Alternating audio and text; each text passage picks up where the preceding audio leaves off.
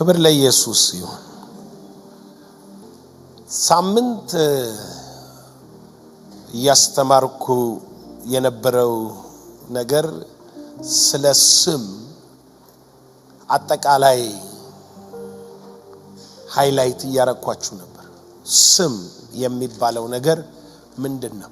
ከቤተ ክርስቲያን አንጻርም እያየነው ነበር። ቤተ ክርስቲያን ያላት ስም ብቻ ስለሆነ ያ ደግሞ ማለት ስሙ ካላት ስልጣኑ የሷ ነው ማለት ነው። ስልጣን እሷ እጅ ላይ ነው ያለው። የስሙ ምስጢር ከስልጣኑ ጋር የተያዘ ነው። በአብ ቀኝ ከመቀመጡ ጋር የተያዘ ነው። ያንን ደግሞ አያይዘን ስናይ መጨረሻ ላይ የመጣ ነው። በቀኜ ተቀመጥ ሲለው ሁሉን ከእግሩ በታች ምን አለ? አስገዛለት ብሎ ያ ያስገዛለትን በፊልጵስዩስ ላይ ጳውሎስ ሲተረጉመው ምንድነው ያለው? ከስም ሁሉ በላይ ያለውን ስም ሰጠው። ጉልበት ሁሉ ለስሙ ይንበረከካል። ጉልበት ሁሉ ኢየሱስ ጌታ ነው። ስለዚህ ጉልበት ሁሉ የሚንበረከክለት የኢየሱስ ስም ነው። ይሄንን ስም የያዘ ሰው በአብ ቀኝ ከመቀመጡ ጋር የተያዘ ነው። ምክንያቱም ከስም ሁሉ በላይ ያለው ስም ሰጠው ስለሚል ጌታ ይባረክ። ሳምንት ስናይ በስም ውስጥ ስላለ ነገር አዳም ነገሮችን ሁሉ ከምን አንጻር ነበር ኦቶሪቲውን ሲጠቀም የነበረው? ከመሰየም አንጻር ነው። መጽሐፍ ቅዱሳችን ዘፍጥረት ምዕራፍ 1 ላይ የተሾመው አዳም ወይንም ስልጣን ያለው አዳም ለመጀመሪያ ጊዜ ስልጣኑን ኤክሰርሳይዝ ሲያደርግ ግዛቸው በተባሉት ነገሮች ላይ እግዚአብሔር ሲፈጥረው ምን ብሎ ነው የፈጠረው? የምድር አራዊትን፣ የሰማይ ወፎችን፣ በምድር ላይ የሚንቀሳቀሱትን ሁሉ ምን ይበሉ? ይግዙ ያለው። እነኚህ በምድር ላይ ያሉትን የሚገዛቸውን ምን አላቸው ነው የሚለው? ሰየማቸው። እግዚአብሔርም በምን ስም እንደሚጠራቸው ወደ አዳም አመጣቸው፣ ሰየማቸው። አዳም የመሰየም ኃይሉ ኦቶሪቲው ነው። መሰየም ማለት ድንገት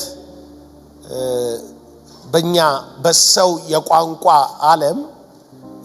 ዓለም ሁሉ ነገር ስም እንደሆነ ታውቃላችሁ። የአበባ ስም ነው፣ ቀጠፈም ስም ነው። የሰው ስም አይደለም እላችሁ።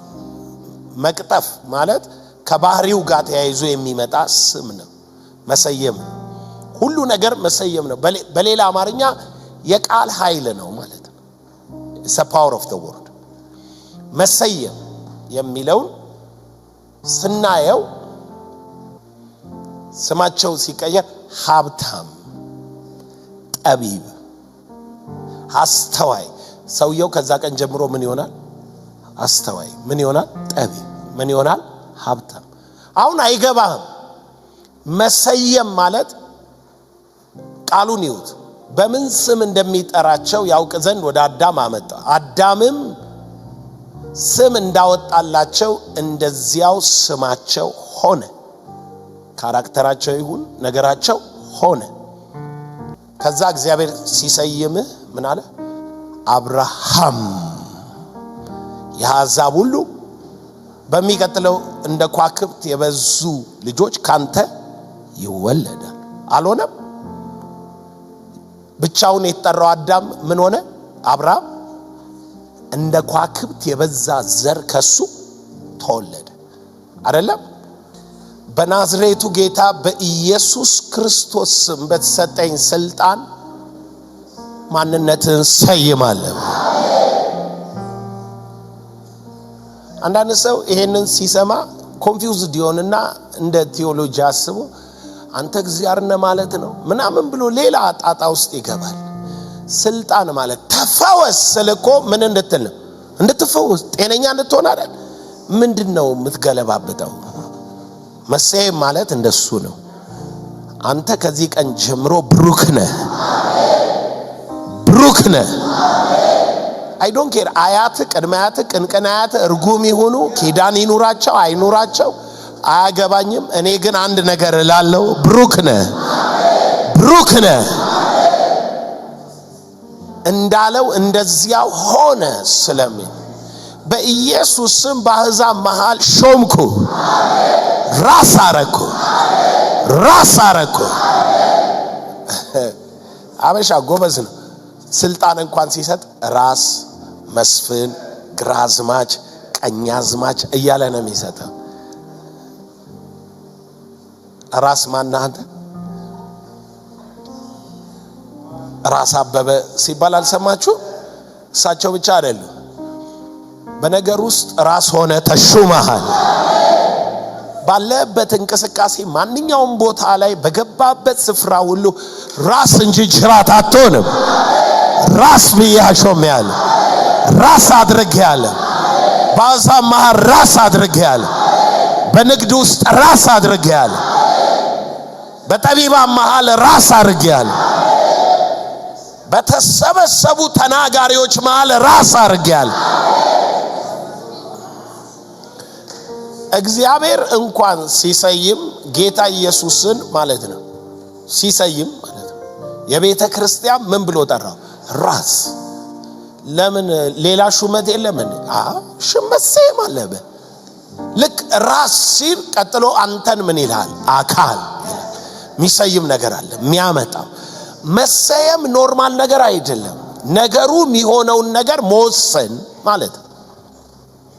ከጎን ላለው ሰው ነገሩ መሰየም ማለት ነገሩ የሚሆነውን በካራክተር በኦቶሪቲ በፐርሰናል ማርክ መለየት ማለት ነው። እንደዚያ እንዲሆን ማድረግ ማለት ነው። መባረክ ማለት ምን ማለት ነው? መባረክ is a blessing። እስኪ እንሂድና ዘልቁ ላይ ነው። ዘልቁ 6:22 እግዚአብሔር ሙሴን እንዲህ ብሎ ተናገረው፣ ለአሮንና ለልጆቹ ንገራቸው፣ የእስራኤልን ልጆች ስትባርኳቸው ምን ስትሏቸው? ስትባርኳቸው እንዲህ በሏቸው፣ እንዲህ በሏቸው። ስትባርኳቸው እንዲህ በሏቸው፣ እንዲህ በሏቸው። እግዚአብሔር ይባርክ ይጠብቅ፣ እግዚአብሔር ፊቱን ያብራልህ፣ እግዚአብሔር ይራራልህም። ማን? እግዚአብሔር የሚያደርገውን ነው የሚነግራቸው። እንዲህ በሏቸው፣ እግዚአብሔር ይባርክ፣ እግዚአብሔር ይጠብቅ፣ እግዚአብሔር ፊቱን ያብራል፣ እግዚአብሔር ሰላሙን ይስጥ፣ እግዚአብሔር ፊቱን ወዳንተ ያንሳ። ያንሳ ቀና ፊቱን ወዳንተ ያንሳ ማለት ወዳንተ ይፍረድ። ሃሌሉያ። እግዚአብሔር ወዳንተ የስ ይበል። ፊቱን ወዳንተ ያንሳ ማለት እግዚአብሔር ወዳንተ አቅጣጫ አቴንሽን ይስጥ። ይገባችኋል የምለው? ምን አረገ ማለት ነው? ፎከስ። እግዚአብሔር በመልካም አያት በኢየሱስም በዚህ ጉባኤ የተገኛችሁ ሁሉ እግዚአብሔር ፊቱን ወዳንተ አንስቷል። አውጃለሁ፣ እግዚአብሔር ፊቱን ወዳንተ አነሳ። እግዚአብሔር ፊቱን ወዳንተ አቀና። እግዚአብሔር ፊቱን ወዳንተ አቀና። አየ፣ አዘነበለ፣ ተነበየልህ፣ ፈረደልህ፣ ጣልቃ ገባልህ። አቤቱ ፊትን ወደኛ ምን በል መልስ። ፊትን ከኔ ምን አትበል አታዙር። ፊትን ከኔ አታዙር፣ አታዙር። እግዚአብሔር ፊቱን አዞረ ሲባል ምን ማለት ነው? you are already ተመርኮ ሆነ ምን ብለሃል? ተሰጥተሃል። እግዚአብሔር ፊቱን ወደ አንተ መለሰ ሲባልስ እግዚአብሔር ፉል አቴንሽን ሰጠ፣ በመልካም አሰበ ማለት ነው። እግዚአብሔር ይህን ያርግልህ ብሎ ምን እንደሚል ስሙ። ሰላምን ይስጥ አለና እንዲሁ አለ። ይሄ በረከት እንዲሁ ስሜን በእስራኤል ልጆች ላይ ያደርጋሉ። this is his name። ቃሉን ይሁት እንዲሁ ሲል እንዲሁ ማለት ከላይ የሆኑትን ነገሮች ያብራብህ ይራራል ምናምን የሚሉትን ነገሮች አይደለም።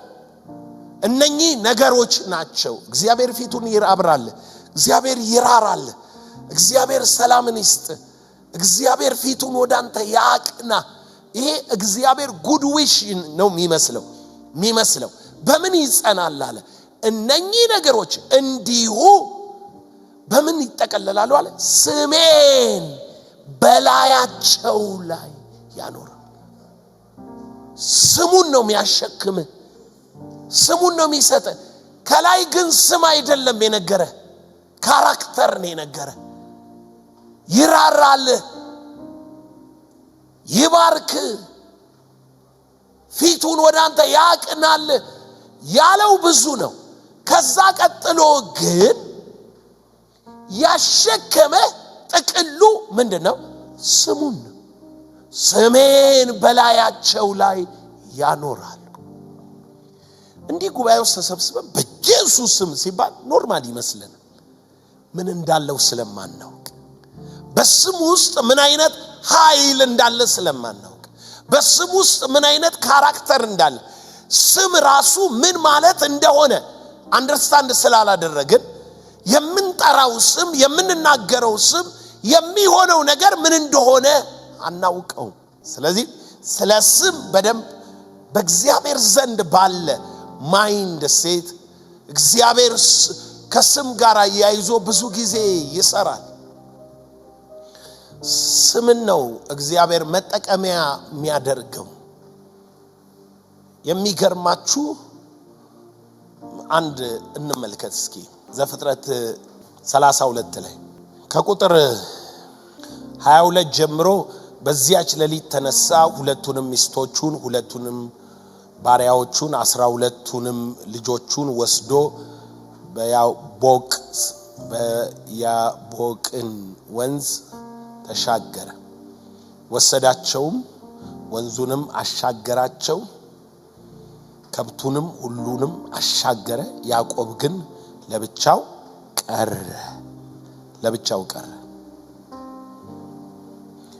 ከዛ ለብቻው ሲቀር ያዕቆብ ግን ለብቻው ቀረ። አንድ ሰውም እስከ ንጋት ድረስ ይታገለው ነበር። መጽሐፍ ሲናገር እንዳላሸነፈውም ባየ ጊዜ የታገለው ሰው ማለት ነው፣ ጭኑን ሹሉዳውን ነካው። ያዕቆብም የጭኑን ሹልዳ ሲታገለው ደነዘዘው። እንዲህም አለው፣ ሊነጋ አቅላልቷልና ልቀቀኝ አለው። እርሱም ካልባረከኝ አልለቅህም። ስሙ ባካችሁ፣ ምን ካላልከኝ? መባረክ ኖርማል ነው። እኛ አሁን የእግዚአብሔር ሰው ይባርካችኋል ሲባል ኖርማል ነው እና ጉድ ዊሹን የሚነግር ነው የሚመስል። ጉድ ዊሽ እንዳልሆነ እንድታውቁ ነው። እንዴት በበረከት ውስጥ ምን እንዳለ ማለት ነው፣ ምን እንዳለ እንድታውቁ ነው። አሁን ካልባረከኝ አልለቅህም አለው። ምን አለው? ቀጠለና እንዲህም አለው፣ ስምህ ማን ነው? ሰው ካልባረከኝ አልለቅህም ሲል ስሙን ለምን ጠይቀዋል? ስሙን ለምን ጠይቀዋል? አሁን አንተ መጥተህ አፖስትል ካልባረከኝ አልለቅህም፣ ስምህ ማን ነው?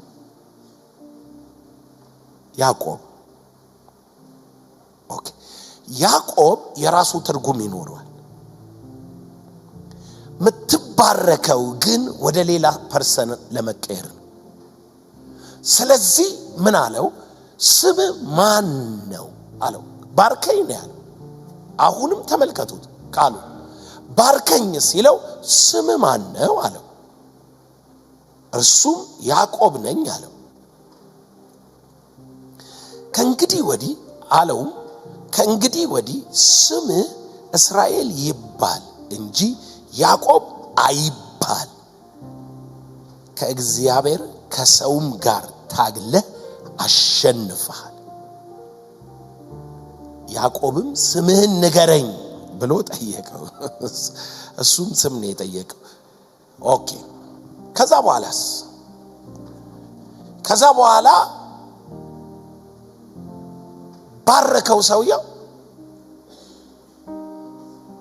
ጎበዝ እያነበበን ባረከው በቃ አለቀ ስም ማን ነው ያዕቆብ ካሁን በኋላ ስም ማን አይባልም ያዕቆብ አይባልም ማን ነው የሚባለው ስም እስራኤል ነው የሚባለው እስራኤል በሚለው ስም ውስጥ ምን ይዛሃል ከእግዚአብሔርም ከሰውም ጋር ታግለህ አሸንፈሃል ኦቨር አለቀ ባረከው ማለት ምን አወጣለት እሺ ቢባርከው ምንድነው የሚያደርገው ቢባርከው ፐርሰናሊቲውን ነው የሚለውጠው ለምሳሌ በረከትን በይስሐቅ ወሰዱት ይሄው ያዕቆብ ማለት ነው ይሄው ያዕቆብ አባቱ ይስሐቅ ምዕራፍ 27 ላይ ሊባርከው ሲል ባረከው ከዛ ወጣ ወንድሙ መጣና እኔም ባርከኝ አለ አባትየው ምን አለ ኖ እሱም ባርከዋለሁ አለ ካንተ በፊት የመጣው ስባርከው ያልኩት ነው የሚሆነው አለና ምን አለው ጌታ አደረኩት ሲባርከው ምን አረገው ጌታ አደረኩት በእህልና በወይን አበረታውት አልሰጠውም እኮ it's a blessing አይደለም ሰውየውን ነው ኦቶሪቲውን ምን ያለው የቀየረለት ምኑን የቀየረለት ካራክተሩን ነው የቀየረለት እዚህ ጋር ያለው መልአክ ያዕቆብን ኮምፕሊትሊ ነው የቀየረው ምኑን ቀየረው አባቱ ባርኮታል እኮ እንደ አባቱ ለወንድሞች ጌታ ሁን እግዚአብሔር እንደባረከው እርሻ ሽታ ምናምን አላለው it's a simple thing ነው ያረገው ስም ማን ነው ያዕቆብ ካሁን በኋላ ያዕቆብ አትባል እስራኤል ትባላል በመሰየም ውስጥ ስም በመስጠት ውስጥ ምን አለ ብሎ አለው ካራክተር አለ ስልጣን አለ አሸናፊነት አለ በመሰየም ውስጥ ሌላ እኮ ነገር የለም ስሙን የቀየረለት እሺ እግዚአብሔር ሲቀየር ደግሞ ዘፍጥረት 17 እስኪ እግዚአብሔር ባህሪ በሉ ስምህን መቀየር ነው ዘፍጥረት 17 እግዚአብሔር ለአብርሃም ተገለጠለትና እኔ ኤልሻዳይ ነኝ በፊቴ ተመላለስ ፍጹምም ሁን ቃል ኪዳኔን ጠብቀሃል ሁሉን ነገር አድርገሃል መልካም ነው አሁን ወደ መሆን ሊመጣ ነው ነገር ማይ ጋድ እስኪ ነገሩ ሊሆን ነው በሉ አባት ባርኮ ስም ያዕቆብ ሆኖ ምን እንዳለው ታውቃላችሁ ወንድምየው በረከቱን ሲወስድ ጸጉር አድርጎ ኤሳው ስሙ ያዕቆብ ተባለ አይደለም ያለው ሁለት ጊዜ በረከቴን አታሎይ ምን አለ ወሰደ እገለዋለሁ አለ you are blessed ግን ስምህ ሌላ ነው በስምህ ምክንያት already decide አድርጓል ሊገል ስሙ ያዕቆብ ተባለ ብሎ ስሙን ነው የጠራው I know him ስሙን ነው የጠራው ስሙ ያዕቆብ ተባለ በረከቴን አታሎ ወሰደ ማንን ሊገናኝ ነው ቆሞ ያለው ኤሳውን ሊገናኝ ነው ወንድሙን ሊገናኝ ነው በዚህ ስሙ ከተገናኘው አይገዛው ለምን አይገዛውም ብላችሁ ብትጠይቁኝ ምክንያቱም በስሙ ነግሯል ስሙ ነው ያጭበረበረኝ ስሙ ነው እንዲህ ያረገኝ ብሎ ዲክሌር አድርጓል። ይሄንን ዲክሌር ያረገውን ነው መልአኩ ያስጣለው። ወንድሙ ሲያገኘው በሌላ ስም ነው ያገኘው። እስኪ ስሜ ተቀይሯል በለ። ስሜ ተቀይሯል በለ። ጠላት የሚያሳድድህ ባገኘ ጊዜ አያውቅህም። አዲስ ትሆንበታለህ፣ ልዩ ትሆንበታለህ። በጌታ በኢየሱስ ስም ለእናት ልጆች እንግዳ ትሆናለህ። የሚያሳድድ ሰው የፈራኸው ሰው ሲያገኝ እጅ መንሻ ይሰጣል። እጅ መንሻ ይሰጣል። ስም ተቀይሯል። አንድ ሰው ስሜ ተቀይሯል። ስሜ ተቀይሯል። ስሜ ተቀይሯል። እግዚአብሔር መጣ አብርሃምን ቃል ኪዳኔን ጠብቀሃል፣ እንዲህ ብለሃል፣ እንዲህ ብለሃል። ተመልከቱ ጉድ እዩ። አንድን ነገር ወደ መሆን ሊመጣ ሲል በትናንቱ ስምክ አይሆንም። እግዚአብሔር ስምህን ቀየረው። ስሜን ቀየረው። ትናንት የስተት ትምህርት ብሎ የሚያውቅ ህዝብ ስም ተቀይሮ ካልመጣ ስለዚህ እግዚአብሔር ስምህን ይቀይረዋል። የራይክን ስም፣ ያካሄድን ስም፣ የመንፈስ መገለጥን ስም ሰዎች እዛ ቸርች እንትን ቃል ብቻ ነው የምታወሩት ሚሉት፣ እዛ ቸርች ትዕቢተኛ ናችሁ፣ እዛ ቸርች እንዲህ ናችሁ እየተባለ አንተ ጋር አይደለም ህዝቡ ላይ ስም አውጥተውልሃል። ከጀርባ ማለት ጉረኛ ነው እሱ ብለው ስም ካወጡልህ የሚመጣው ሰውዬ በቀጠሮ ሰዓት ትመጣለህ አይሉ። ምክንያቱም ኦሬዲ ያረፍዳል የሚል ተነግሯቸዋል። ስለዚህ ካንተ ጋር ቀጠሮ ሲይዝ ገና ማይንዱን ምን ይላል? ቆይ ቶሎ ስለማይመጣ አርፍጄ ልሂድ ይላል። ለምን? የነገሩት ነገር ስላለን። ስም ተቀየረ። አይ ዲክሌር በዚህ ዓመት የነገር መጨረሻ የስም ለውጥ ይሆናል። የስም ለውጥ ይሆናል። የስም ለውጥ ይሆናል።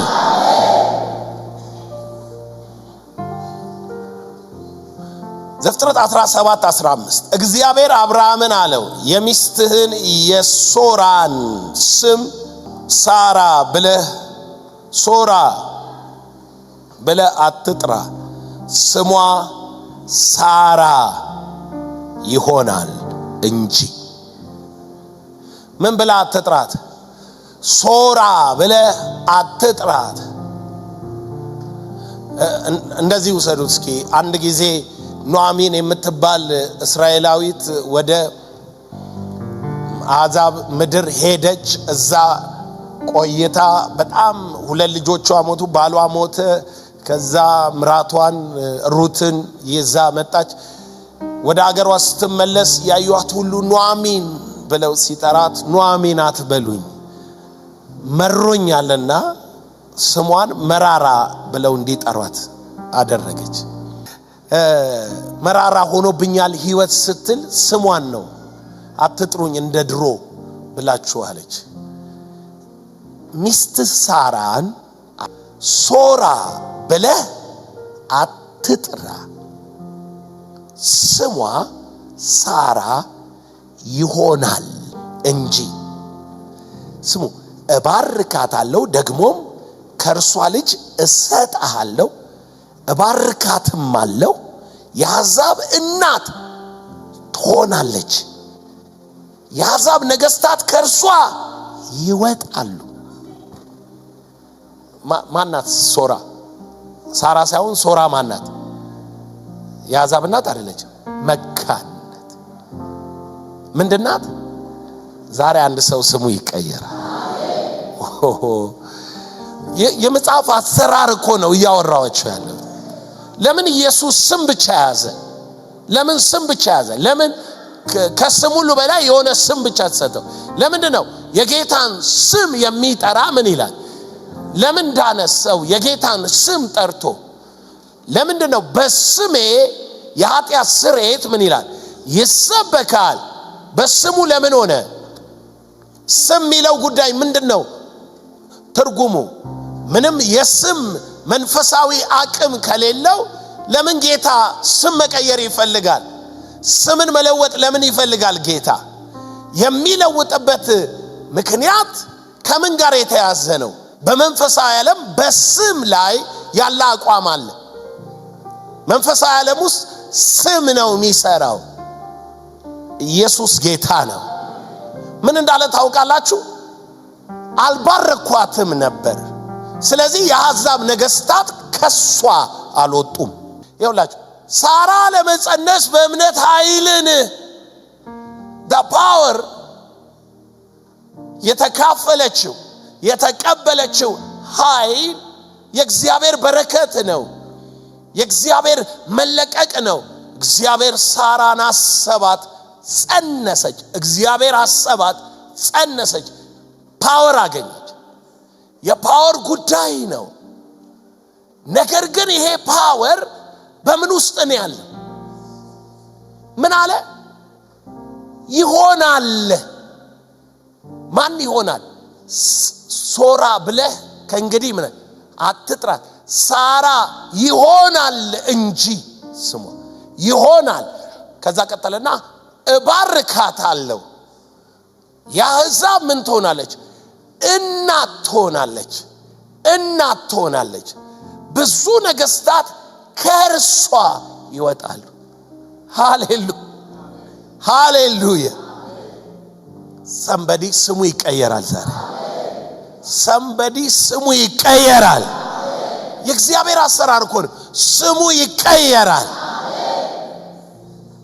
ስም እግዚአብሔር እንዳይባርክ ያደርጋል ማለት ነው። እንዳይባርክ ሶራ ስትል እኔ እንግዲህ ሶራ ምን ማለት እንደሆነ አላውቅም። ሶራ ማለት ምን ማለት እንደሆነ አላውቅም። በሳራ ካራክተር ግን መካን ነበረች። የአሕዛብ እናት አልነበረች። በረከቱ ነው የአሕዛብ እናት ያደረጋት። ኃይሉ ነው ነገሥታት ከእርሷ እንዲወጡ ያደረገው። እግዚአብሔር ግን ያንን ለሷ ለመስጠት ካሁን በኋላ ስትጠራት ምን ብለህ ጥራት አለ? ሳራ ብለህ ጥራት እንጂ ሶራ እንዳትላት። እሷ ላይ አይቆምም እግዚአብሔር። እሷ ላይ አይቆምም። ምን እንደሚዘም አብርሃም በግንባሩ ወድቆ ሳቀ፣ በልቡም አለ የ100 ዓመት ሰው በእውኑ ልጅ ይወልዳልን? 90 ዓመት የሆናት ሳራ ደግነቱ ጠራት። ትወልዳለችን? ሶራ ቢል ኖሮ በድሮ ነበር የሚጠራት። አሁን ግን በሳራ ነው የጠራት። ሳራ ትወልዳለችን? አብርሃምም እግዚአብሔር እስማኤል በፊት ቢኖር በወደድኩ ነበር አለ። እግዚአብሔርም አለ በእውነት ሚስት ሳራ አለ እግዚአብሔር ወንድ ልጅን ትወልድልሃለች፣ ስሙንም ይስሐቅ ብለህ ትጠራዋለህ። ከእርሱ በኋላ ከዘሩም የዘላለም ቃል ኪዳን እንዲሁ ቃል ኪዳኔን ከእርሱ ጋር አቆማለሁ። ስለ እስማኤል ግን ነግርሃለሁ። አብርሃምን ራሱን ስም ማን ነው ብሎት እግዚአብሔር ምን ብሎታል? አብርሃም። ካሁን በኋላ አብርሃም አትባልም። ማን ነው የምትባለው? አብርሃም ትባላለህ፣ የብዙ አሕዛብ አባት ነህና። ኢየሱስ ጌታ ነው። እግዚአብሔር በምን ያምናል ማለት? በስም ያምናል። እያዘጋጀክ እኮ ነው። እያዘጋጀክ ነው። የሚያዘጋጅክ ወዴት ነው? ወደ መለኮታዊ አሰራር። አዲስ ኪዳን ላይ መጥቶ በብሉይ ኪዳን ውስጥ ምንም የስም ሚስጥር በሌለበት አዲስ ኪዳን ላይ መጥቶ ከስም ሁሉ በላይ የሆነ ስም ሰጥቼዋለሁ ለኢየሱስ ቢል ኮንፊውዝድ ነው አንተ ራሱ የምትሆነው። በትር ሰጥቼዋለሁ እያለ ጀምሮ ስም እንደሆነ በትሩ መንፈሳዊ ዓለም ውስጥ ማታውቅ ከሆነ ትርጉሙ ስላልገባ አዲስ ኪዳን ላይ ከስም ሁሉ በላይ ስም ተሰጠው ብላ አትደሰትም። በስሙ የኃጢአት ስርየት አለ እያልክ አሰብክም። ስሙን የሚጠራ ይድናል ብለህ መስበክ አችልም። እግዚአብሔር ግን ጥላ በሆኑት ያሳይሃል። የስሙን ትርጉም፣ የስሙን ስልጣን፣ የስሙን ኃይል። እስኪ እንሂድና አንድ ስም እንመልከት። ሚልኪያስ ምዕራፍ 4 ምን እንዳለ ስሙ እንዲህ አለው። ቁጥር 2 ነገር ግን ስሜን ለምትፈሩት ለናንተ የጽድቅ ፀሐይ ትወጣላችኋለች። ምን ለምትፈሩ? በስሜ ውስጥ አለ። ምክንያቱም አንተ እየፈራህ ያለው ምኑ ነው? ስሙን ነው። መፍራት ማለት አግኖሌጅ፣ ኦነር፣ ማክበር። መፍራት ማለት ዕውቅና መስጠት፣ መገዛት። በዚያ ስም ላይ ያለ ኮንፊደንስ፣ ያን ስም የምትቀበልበት ማይንድ።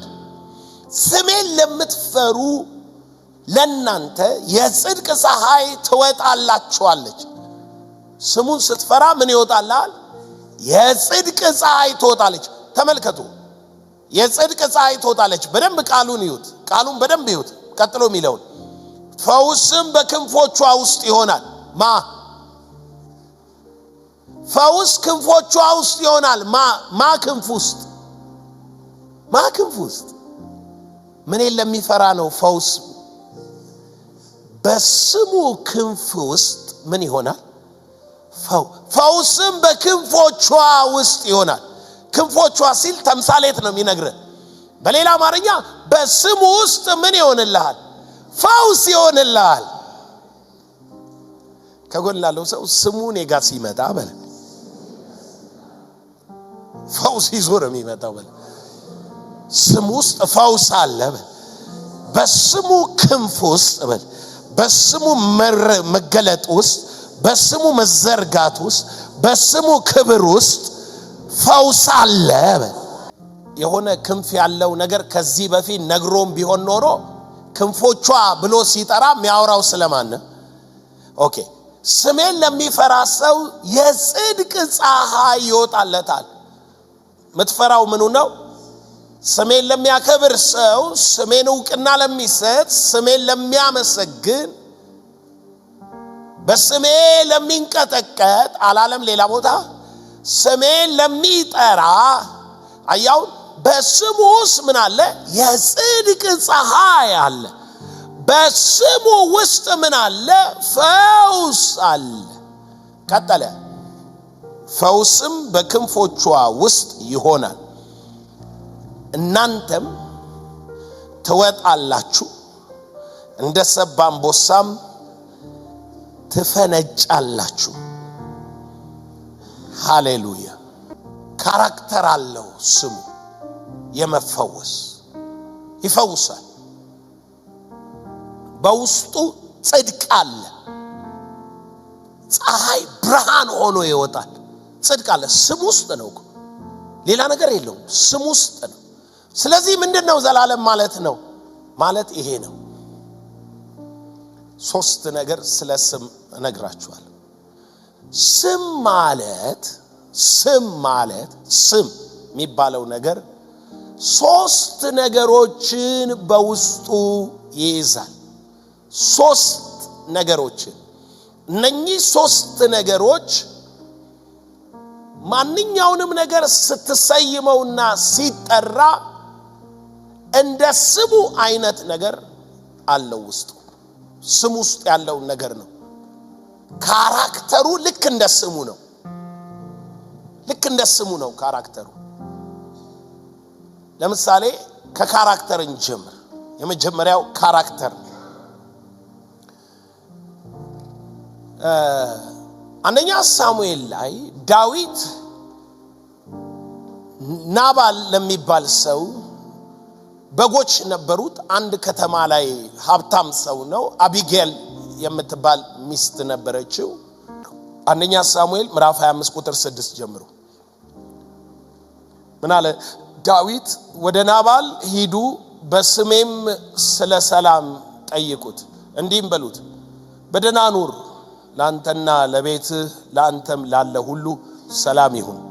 አሁንም በጎችን እንድትሸልት ሰምቻለሁ። እረኞችን ጠይቃቸው ከዛ የሚገባንን ነገር ላካለው። ከዛ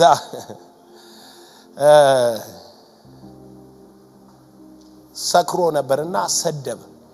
መልእክተኞቹን ሰደባቸው። ዝቅ ብላችሁ ታገኙታላችሁ። ከዛ ዳዊት ጎላምሶቹ መተው ለዳዊት ነገሩት። ዳዊት ናባል ቤት አንድ ሰው በህይወት አይኖርም ብሎ መጣ።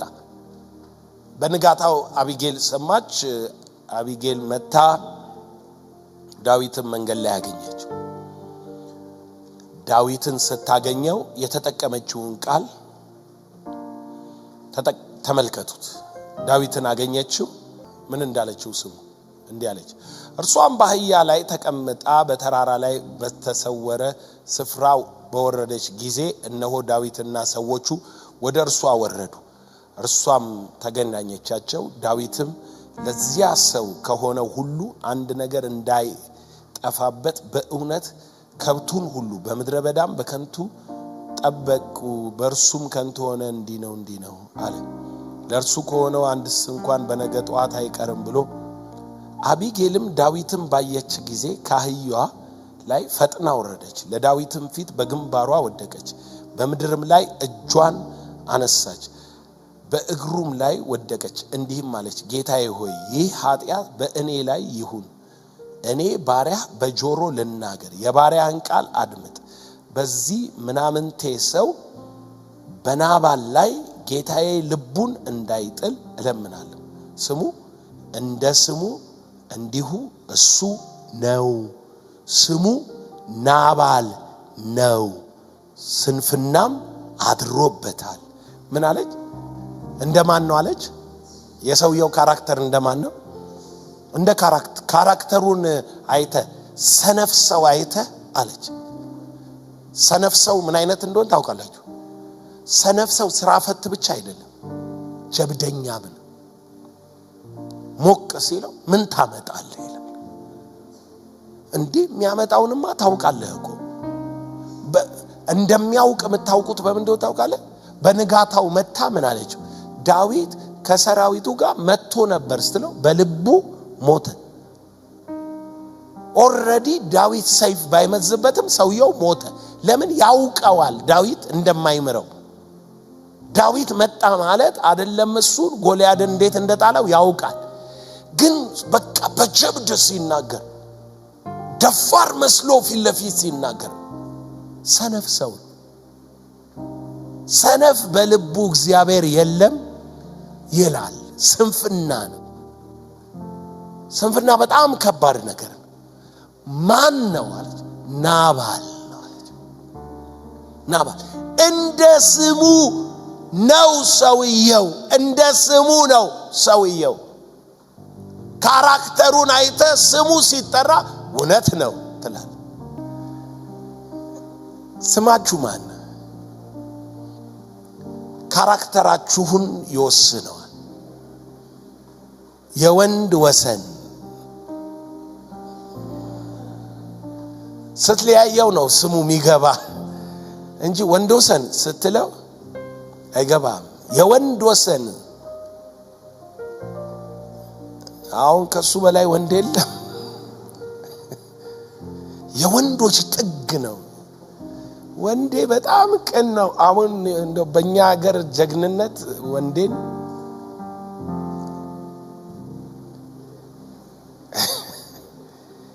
ይገባችኋል? እንደ ስሙ ነው። ምን አለው? ስም ካራክተር አለ። አንዳንዶቻችሁ እርግጠኛ ነኝ ስማችሁን ልቀይሩ እየተዘጋጃችሁ አይደለ? አዎ ስማችሁን መቀየርም አለባችሁ። ከባድ በተጠራህ ቁጥር የሚሆን ነገር ስላለ ይገባችኋል? በኃይል አይደለም፣ በብርታት አይደለም፣ በምኔ ነው የተባለለት ካራክተር። ዘሩባቤል ማለት ሻታ ባቢሎን ነው። ዓለም አፍሽም መንበይ ዝጊ። It's not by my power, it's not by my strength, it's by the Spirit. ዝምበይ ዓለም አፏም ዘጋው እግዚአብሔር በደካማው ኃይልን ሲያደርግ። በጸጋ የሆነ ህይወት ስትኖር ስምን ማን ብለህ ትጠራዋለህ? ዘሩባቤል። በኃይሌ አይደለም በብርታቴ አይደለም በመንፈሱ ነው። ሻታብ ትላታለህ። ኢየሱስ ጌታ ነው ወገኖቼ። ካራክተር አለ ስም ውስጥ። ካራክተር ስላለው ምን አለ ገብርኤል? ስሙን ኢየሱስ ትይዋለሽ። ምን ማለት ነው የፈለገው? ስሙን ኢየሱስ ትይዋለሽ። ኢየሱስ መጠሪያ ለማድረግ ነው ገብርኤል የፈለገው አይደለም። ማቴዎስ 1 ላይ ተመልከቱት። ምን አለ? ሕዝቡን ከኃጢአታቸው ያድናቸዋልና። የሹዋ፣ ጆሹዋ፣ ኢያሱ የሚለው ሩት ላይ ስትመጡ ኢያሱ ሚለውን ነው የሚይዘው። ምን ማለት ነው? ሴቨር ራሱ የስሙ ትርጉም ራሱ ሴቨር ማለት ነው፣ አዳኝ። ገብርኤል ኖርማል ይመስላችኋል? ሕዝቡን ከኃጢአት ለማዳን የመጣን ልጅ ተወለደ ወንድ ልጅ ተብሎ ሕዝቡን ከኃጢአት የሚያድን ነው የሚል ቃል እየተነገረ ስሙን ደምሳሽ ብንለውስ?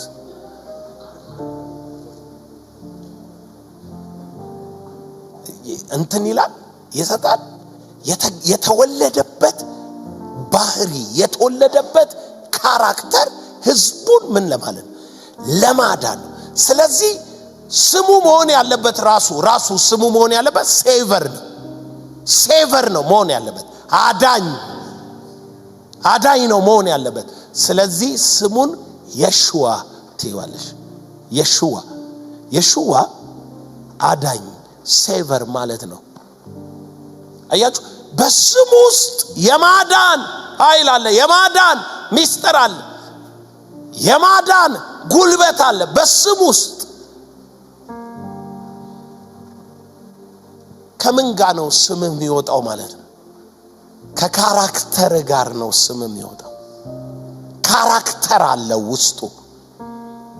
አንድ ሰው ወርቅ የሚባል ነገር ድሮ ነበረ።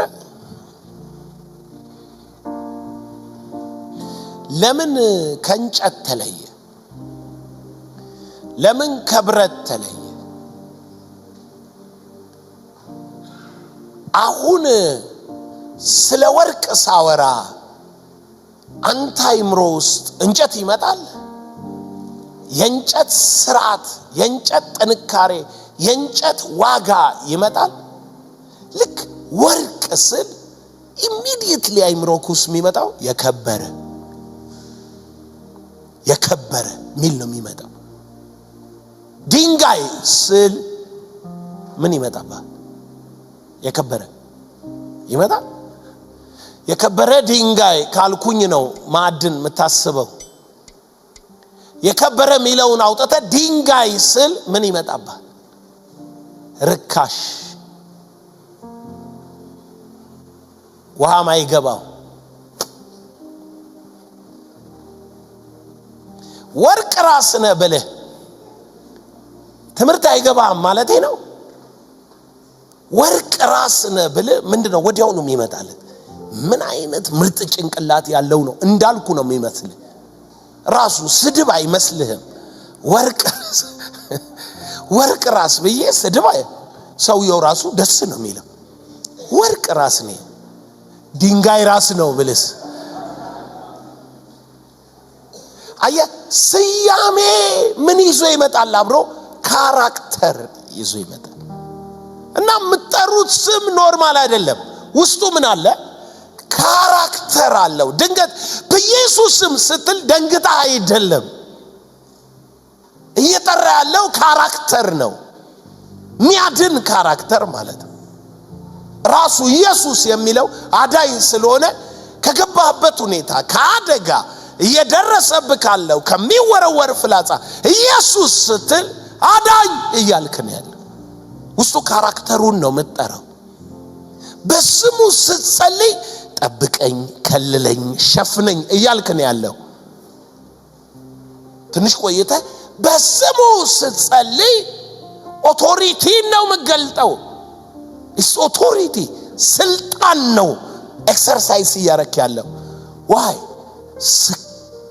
ምን አለው? ስልጣን አለው። ስልጣን አለው። መጽሐፍ መሰየምን ከስልጣን ጋር ያይዞ ዕብራውያን ላይ ይነግረናል። ዕብራውያን ምዕራፍ 1 እግዚአብሔር አለ ጳውሎስ በብዙ ጎዳናና በብዙ አይነት ለአባቶቻችን በነቢያት ተናግሯል። ከዛ በኋላ ግን እንዲህ አለ ተናግሮ ሁሉን ወራሽ ባደረገው ደግሞም ዓለማትን በፈጠረበት።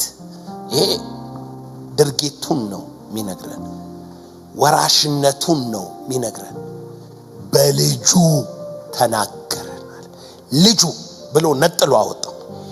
በልጁ በዚህ ዘመን መጨረሻ ለኛ ተናገረን። በልጁ ተናገረን። ልጁ ማን ነው? ልጁ ምንድነው? ይኸውላችሁ መሰየም ምን ያህል ፓወርፉል እንደሆነ እንድታውቁ ማለት ነው። ምን እንዳለ ስሙት። እንደዚህ አለ፣ እርሱም የክብሩ ማንጸባረቅ የባህሪው ምሳሌ ሆኖ ሁሉም በስልጣኑ ቃል እየደገፈ ኃጢአታችንን በራሱ ካነጻ በኋላ በሰማይ በግርማው ቀኝ ተቀመጠ። ልጁ ማን እንደነበር የማይታየው አምላክ ምሳሌ እንደነበር አሁን በግርማው ቀኝ እንደተቀመጠ ሙሉ ታሪክ አንድ ቁጥር ውስጥ ጳውሎስ ሙሉ የኢየሱስን ከአብ ቀኝ ነው ከአብ ቅፍ እስከ አብ ቀኝ የማይታየው አምላክ ምሳሌ አይደለም የባህሪው ምሳሌ ሆኖ ኃጢአታችንን በራሱ አንጽቶ በስልጣኑ ቃል ሁሉን እየደገፈ በግርማው ቀኝ ተቀመጠ። እነኚህ እንግዲህ ታሪኮች የኢየሱስ ማንነቶች ናቸው። በስልጣን ቃል ሲያገለግል ነበር። ኃጢአታችንን በመስቀል ላይ በራሱ አነጻ። በግርማው ቀኝ አሁን በአብ ቀኝ ምን ብሏል? ተቀምጧል። ይሄ የኢየሱስ ሙሉ ታሪክን ነው የሚያሳየው። አሁን አመጣ፣ አንድ ነገር አመጣ። እንዲህ አለ፣ ተቀመጠ አለና ከመላእክት ይልቅ እጅግ የሚበልጥ አለና ስም በወረሰ መጠን ምንድነው የወረሰው? ስም ነው የወረሰው። ይሄ ከመላእክት የሚበልጥ የስልጣን ጉዳይ ነው። የሚበልጥ ስም በወረሰ መጠን፣ ስም በወረሰ መጠን ከመላእክት የሚበልጥ ስም በወረሰ መጠን ከነሱ እጅግ አብዝቶ ይበልጣል ይበልጣል። አሁን የበለጠበት ስም ኢየሱስ ሚለው ጉልበት ሁሉ የሚንበረከክለት ነው አይደለም።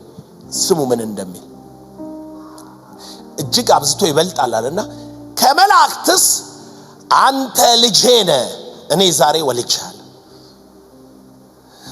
ደግሞም እኔ አባት ሆነዋለሁ እርሱም ልጅ ይሆነኛል ያለው ከቶ ለማን ነው? ምን የሚል ስም ነው ከመላእክ ያስበለጠው? ልጅ የሚል ስም። አንተ ልጄ ነህ እኔ ዛሬ ወለድኩ፣ እኔም አባት ሆነዋለሁ እርሱም ልጅ ይሆነኛል። ከመላእክት ማንንም ምን አላለም? ልጅ አላለም። አንተን አሁን ልጅ ብለዋል፣ ሰየመ። ለተቀበሉት ሁሉ በስሙ ለሚያምኑ ለነርሱ የእግዚአብሔር ልጆች የሆኑ ዘንድ ስልጣን ሰጣቸው። he gave them power to become a son of God. became እንድትሆን የሚያረግ ፓወር ሰጣቸው፣ ስልጣን ሰጣቸው፣ ኦቶሪቲ ሰጣቸው። ምንድነው የሰጣቸው? ልጅ። መላእክት ያልተጠሩበትን ምን የእግዚአብሔር ምን የሆኑ ዘንድ ልጆች የሆኑ ዘንድ ልጅ ሚል ስልጣን ሰጠ። ተሰየምክ የእግዚአብሔር ልጅ።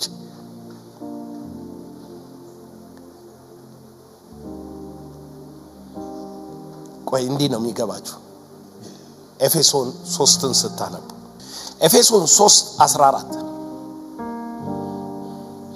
ስለዚህም ምክንያት በሰማይና በምድር ያለ አባትነት ሁሉ ከሚሰየምበት ከአብ ፊት እንበረከካለን። ምንድነው አለ? ሰማይና ምድር፣ በሰማይና በምድር ሁሉ ያለ ምን? አባትነት። ልጅ ስያሜ ነው። አባትም ምንድነው? ስያሜ ነው። አንድ መለኮት ነው ያለው። ግን ተሰየመ ምን ብሎ? አንተ ልጄ እኔ ዛሬ ወለድኩ። እሱ ደግሞ ምን ሆነ? በሰማይና በምድር ያለ ምን? አባትነት ከሚሰየምበት ከአብ ፊት እንበረከካለን። አባ ተሰየመ። እሱ አባት ነው። ሃሌሉያ። እስኪ እግዚአብሔር አባቴ ነው በል። እግዚአብሔር የሁሉ አባት ነው በል። የሁሉ ምንጭ ነው በል። የሁሉ መገኛ ነው በል። ይህ የተሰየመ እውነት ነው በል። መጠሪያው ነው በል። ማንነቱ ነው በል። ባህሪው ነው። ኦቶሪቲው ነው። የእግዚአብሔር ጣት በዚህ ጉባኤ ላይ አለች። እንዲህ ያለ እጅ እዛ የጻፈው አይነት እንዲህ ያለ እጅ አለው። የእግዚአብሔር ጣት በጉባኤው ላይ አለች። በጉባኤው ላይ አለች። የእግዚአብሔር ጣት በምን ላይ አለ?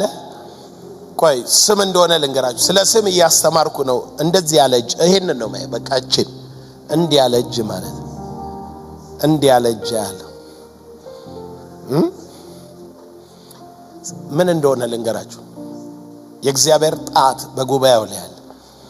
ምን ማለት ነው? ኢየሱስ አጋንንት በእግዚአብሔር ጣት አወጣና ከዛ በአጋንንት አለቃ አጋንንት ያወጣል ሲሉት እንዲህ አለ፣ እኔ አለ በእግዚአብሔር ጣት አጋንንትን የማወጣ ከሆንኩ ልጆቻችሁ በምን ጣት አላለም፣ በምን ስም? የኢየሱስ ስም የእግዚአብሔር ምንድነው? ጣት። ይሄ ጉባኤ ዛሬ ይሄንን ስም ይዟል። ሄዳችሁ ብዙ ድንቅና ታምራት ይከተላችኋል። በዚህ ጣት ስራ ትሰራላችሁ። ኃይልን ታደርጋላችሁ። ትፈውሳላችሁ። አርነት ታወጣላችሁ። ትባርካላችሁ። ድንቅን ትሰራላችሁ። ይሄ እጅ በመሃላችሁ አለ። ይሄ ጣት በመሃላችሁ አለ። ይሄ ስም በመሃላችሁ አለ። In the name of Jesus. His name. His name. His name. የተሰየመበት ማንነት በዚህ ጉባኤ መሃል ተገለጠ። የተሰየመበት ማንነት በዚህ ጉባኤ መሃል ተገለጠ። ተገለጠ። ተገለጠ።